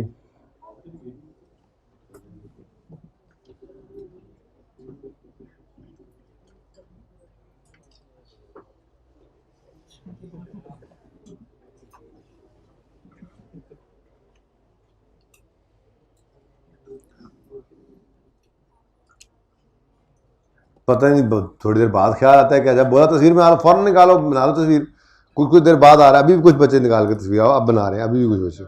अच्छा जी, last point, residual value of plant at the end of its useful life and economic life, ये दो डिफरेंट लाइफ्स गिवन है, फर्क बताया हुआ है आपको। इकोनॉमिक लाइफ जिस जिंदगी के लिए एसेट को मैन्युफैक्चरर ने बनाया हुआ है उसकी असल ज़िंदगी, ठीक है, और यूजफुल लाइफ हमारा इरादा उसको कितना से इस्तेमाल करना है। तो for the purpose of depreciation हम इकोनॉमिक लाइफ को लेंगे, ठीक है जी, हम यूजफुल लाइफ को कंसिडर करते हैं, ठीक है, पहली बात तो ये होगी। दूसरी बात, रेजिडुअल वैल्यू, अब अगर आपने यूजफुल लाइफ लेनी है तो फिर रेजिडुअल वैल्यू भी यूजफुल लाइफ के एंड वाली ही लेनी है। यूजफुल लाइफ के एंड वाली रेजिडुअल वैल्यू है 100 मिलियन, और ये जो अगली वाली रेजिडुअल वैल्यू है इसको क्या कर दो, इग्नोर कर दो, ठीक है ना। जाहिर है जो लाइफ आपने 20 साल ली है तो रेजिडुअल वैल्यू 20वें साल के एंड वाली ही कंसीडर करोगे ना for the purpose of depreciation, ठीक है। अच्छा, अब इस रेजिडुअल वैल्यू का क्या करना है भाई, इस रेजिडुअल वैल्यू का क्या करना है, बोलो, इसको एसिड कॉस्ट में ऐड करेंगे? नहीं भाई नहीं, ये बस वो जो आपकी कॉस्ट निकलेगी ना, ये सारी चीजें जो आप ऊपर लिख कर आए उनको ऐड करने से जो कॉस्ट निकलेगी, ठीक है, उस कॉस्ट में से माइनस कर दोगे आप 100 और डिवाइड करोगे इसको 20 ईयर से, और जनवरी फरवरी मार्च अप्रैल का महीना नहीं लेना, 4 महीने नहीं लेने, 8 महीने की डेप्शन आप ले लोगे 8/12। ये जो डेप्रिसिएशन आएगी इसको कॉस्ट में से माइनस करोगे, आपके सवाल की रिक्वायरमेंट पूरी हो जाएगी, ठीक है, ओके। अच्छा जी, अम्मार वाले सवाल के अंदर डिस्कशन तो हो गई थी वैसे मेरे ख्याल से, फिर भी चलो थोड़ी सी बात शायद गड़बड़ हुई थी वो डेट के बारे में, तो वो देख लेते हैं, ठीक है, ज़रा इसको एक नज़र जल्दी से देख लेते हैं जी। पहली बात की थी एलसी क्या होती है भाई, एलसी कहते हैं लेटर ऑफ क्रेडिट को, ठीक है।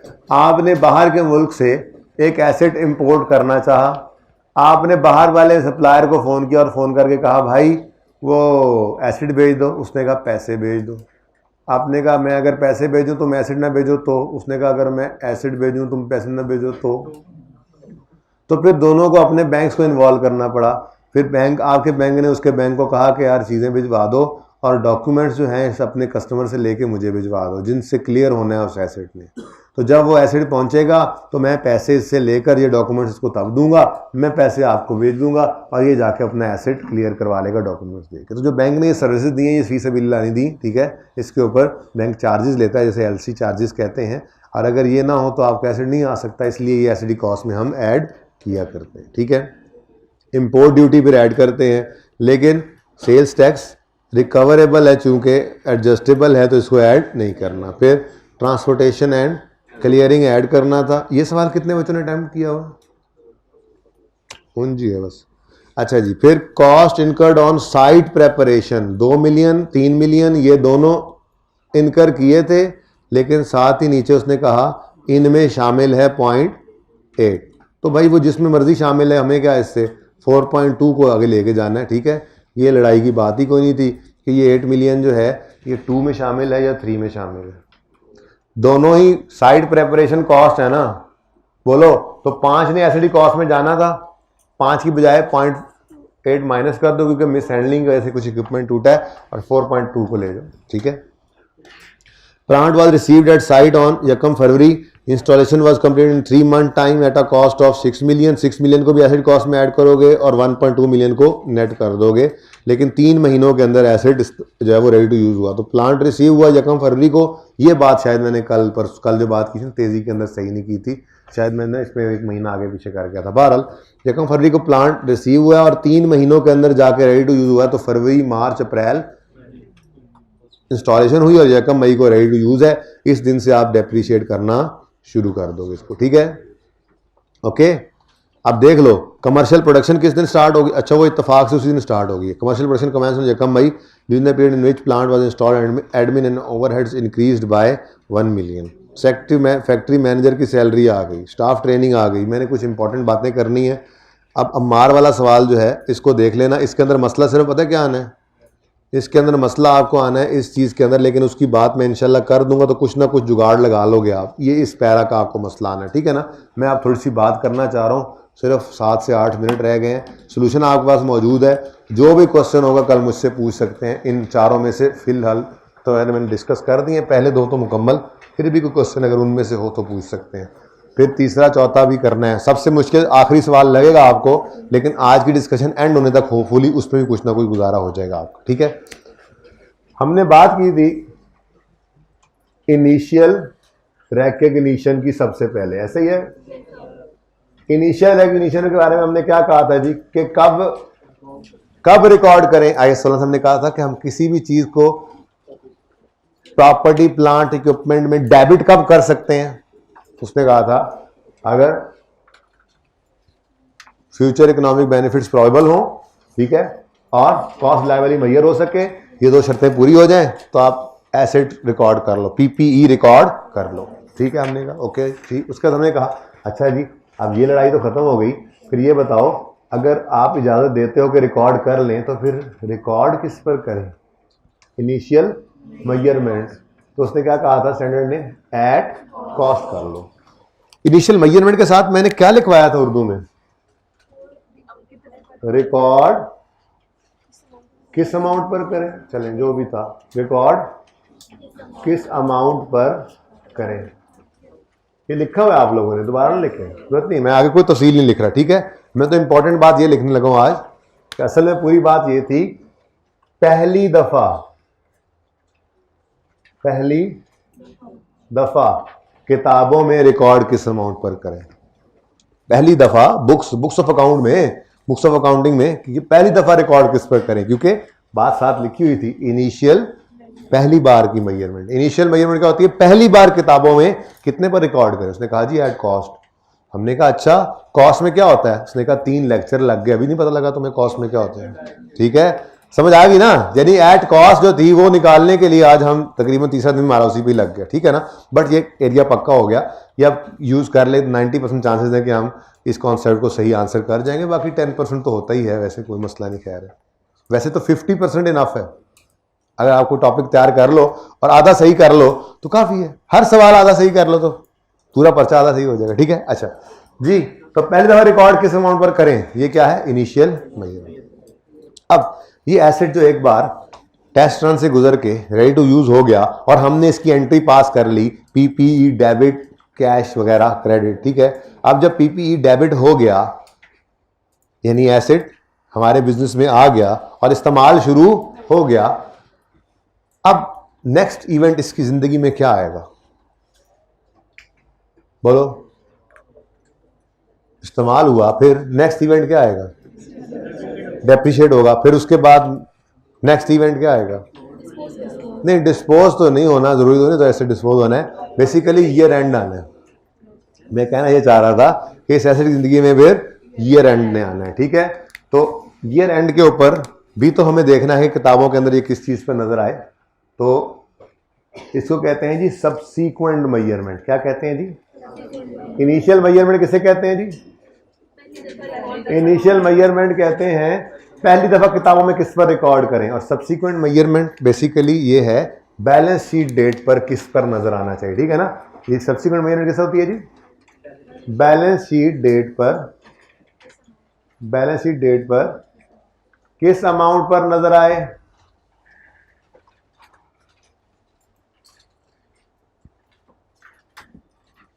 ठीक है, सबसीक्वेंट मेजरमेंट का मतलब होता है reporting date, balance sheet date. अब इसके अंदर सुने, वो कहा से दरवाजा किसने खोला है, तो बाहर खड़े हो जाए थोड़ी, दरवाजे नेड़े ना लगे। जी सब्सिक्वेंट मेजरमेंट यानी बैलेंस शीट डेट पे किस पे रिकॉर्ड करें जी, किस पे नजर आए? फ्रेंड ने कहा एट कॉस्ट। क्या मतलब? मतलब आप एसेट को कॉस्ट लेस एक्यूमुलेटेड डेप्रीसिएशन पर शो। और एक और चीज होती है इम्पेयरमेंट, वो इसके बाद स्टैंडर्ड जब पढ़ लेंगे तो फिर ये फॉर्मूला पूरा हो जाएगा, मैं लिख दूंगा फिर cost less accumulation less accumulated impairment loss if any, ठीक है ना। लेकिन अभी उसकी बात क्योंकि नहीं हुई, इसलिए आपके लिए कॉस्ट मॉडल सिर्फ इतना सही है कि एसेट नजर आएगा कॉस्ट लेस एक्यूमुलेटेड डेप्रीसिएशन, और इनका डिफरेंस क्या कहलाता है जी? रिटन डाउन वैल्यू या बुक वैल्यू या कैरिंग वैल्यू या कैरिंग अमाउंट, जो मर्जी कह लें, ठीक है। तो ये जो कॉस्ट मॉडल है ये मैं पढ़ा चुका हूं आपको, मेरी तरफ से एंड है। मैं तो कोशिश कर रहा हूं 2 दिन से रीवैल्यूएशन मॉडल शुरू हो जाए, ठीक है ना। मतलब कॉस्ट मॉडल खत्म हो गया मेरी तरफ से, ये कॉस्ट मॉडल यही था जो आपने पढ़ा, जो कुछ था इसमें आपने पढ़ लिया, ठीक है। दूसरा ऑप्शन बैलेंस शीट डेट पे क्या करो, एसेट को रीवैल्यूएशन पर, रीवैल्यूएशन मॉडल पर भी रख सकते हो, ठीक है। ये कौन सा मॉडल था? एट, तो कॉस्ट मॉडल पूरा लिख देते हैं ना, एट कॉस्ट मॉडल रख सकते हो आप, ठीक है। दूसरा ऑप्शन है एट रीवैल्यूएशन मॉडल, और ये रीवैल्यूएशन मॉडल क्या होता है ये इंशाल्लाह कल, ठीक है, इसको कल पढ़ेंगे, ओके। आखिरी बात आज की, ये समझ आया? इनिशियल रिकग्निशन, पहली बार एसेट किस पर रिकॉर्ड करना है? नहीं, पहले इनिशियल रिकग्निशन एसेट रिकॉर्ड कब करना है? 2 शर्तें पूरी हो तो फिर पहली बार किस पे रिकॉर्ड करना है? कॉस्ट पे। सब्सिक्वेंटली बैलेंस शीट डेट पे कॉस्ट मॉडल पे रहो या रिवैल्यूएशन मॉडल पे रहो, this is an option from standard, ठीक है। सही हो गया, ये कहानी एक साइड में। अब जी आखिरी बात है, आज की चौथी बात है जी, आखिरी बात ये है, छोटी छोटी 2 बातें रह गई हैं, वो कल करूंगा, याद करवाना, ठीक है। वो डेप्रीसिएशन की कैलकुलेशन की बात दूसरी क्लास में होगी, बहरहाल ये तो सुन लो। एक चीज होती है जी, एसेट जब अब चलना शुरू हो गया तो उसकी जिंदगी में कुछ और खर्चे भी तो हो सकते हैं कि हों, जिनको कहा जाता है सब्सिक्वेंट एक्सपेंडिचर। देखो आपका एसेट, आपने बाइक खरीदा था जो, ठीक है, CD70, ओके, जब आप खरीद के ले आए तो उसकी जिंदगी में और कोई खर्चा उस पर होना ही नहीं आप बस। तो subsequent to initial recognition asset की जिंदगी में बहुत सारे खर्चे होते रहते हैं, ठीक है। उन खर्चों का क्या करना है? तो स्टैंडर्ड ने कहा कि अगर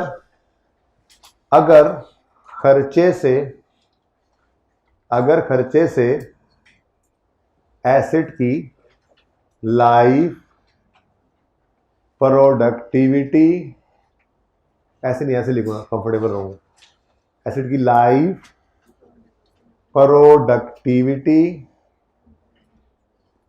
एफिशिएंसी, आउटपुट या क्वालिटी ऑफ आउटपुट एटसेट्रा कर दिया मैंने, बहुत कुछ हो सकता है, ये कुछ लिख दी मैंने, लाइफ, प्रोडक्टिविटी, एफिशिएंसी, आउटपुट या क्वालिटी ऑफ आउटपुट वगैरह मेंटेन रहें, ठीक है। तो ऐसे खर्चे को क्या कहा जाता है? मेंटेन्ड रहें।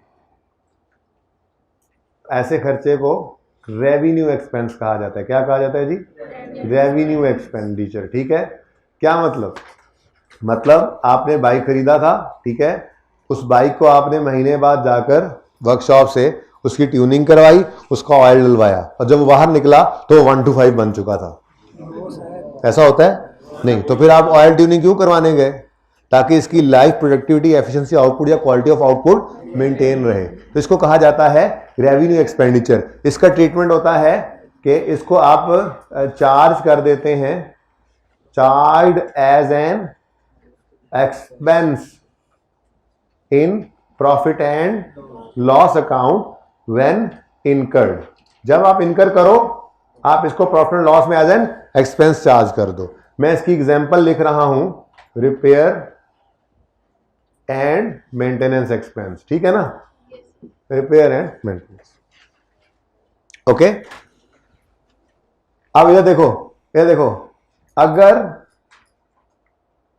खर्चे, इधर देखो जरा, इधर प्लीज देखो, अगर खर्चे से एसेट की लाइफ, प्रोडक्टिव, एफिशिएंसी, आउटपुट और क्वालिटी ऑफ आउटपुट एटसेट्रा, ये सारी चीजें आपने लिखनी है घर पे, ठीक है ना। दोबारा, अगर एसिड खर्चे से एसिड की लाइफ, प्रोडक्टिविटी, एफिशिएंसी, आउटपुट या क्वालिटी ऑफ आउटपुट वगैरह इंक्रीज हो जाए, बढ़ जाए, इंक्रीज हो जाए, तो ऐसे खर्चे को कहा जाता है capital expenditure.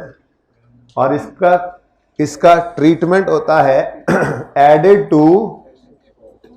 To cost of asset and depreciated, ठीक है ना।